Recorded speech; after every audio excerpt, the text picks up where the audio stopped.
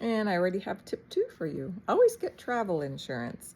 So when you travel, you can buy what's called traveler insurance, and there's different companies. There's Allianz, Generali, there's a whole bunch of different ones. Some are different in different countries, so either you know or you will look it up.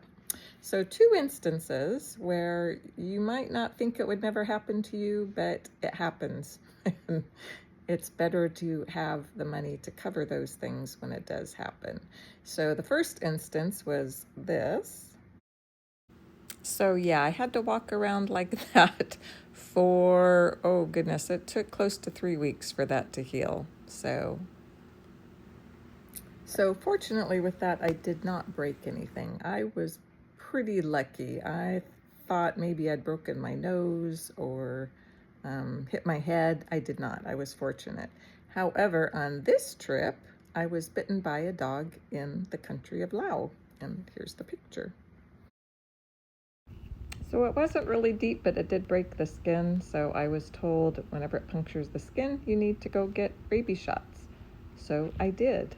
And then here's the bill. That, like I said, worked out to about $9 US for all of that.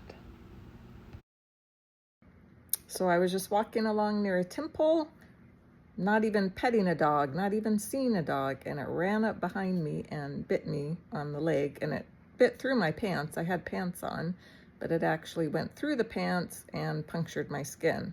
So I had to go to the hospital and get it stitched up, which I found out later you shouldn't actually stitch animal bites unless they have to be due to stop bleeding. You need to let them stay open because they can get infected, but I didn't know that.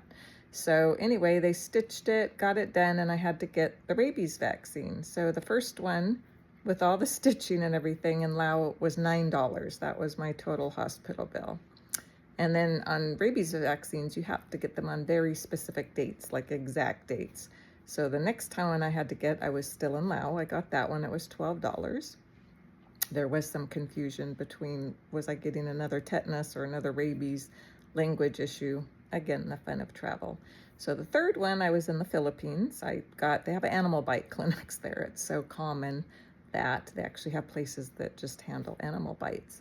So that one was $13 in the Philippines. Now my fourth one was due the day after I got back into the US. So I go to the hospital where I had to get it, and the bill was $1,700. So my own private insurance paid for all but $200. They will not cover it as a prophylactic, meaning you can't get the vaccines ahead and they'll pay for it, but if you actually get bit, they will cover it.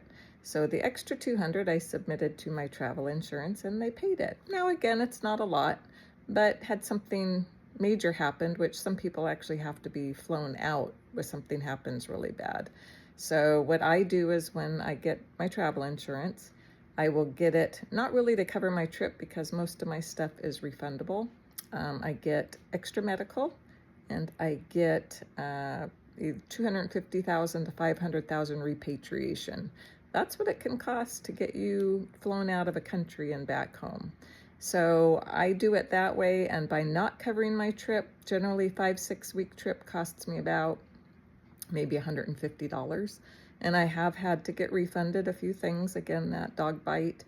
And when I was in New Zealand, the ferry got canceled between the north and south. So they refunded me that. They covered my night stay and my meals.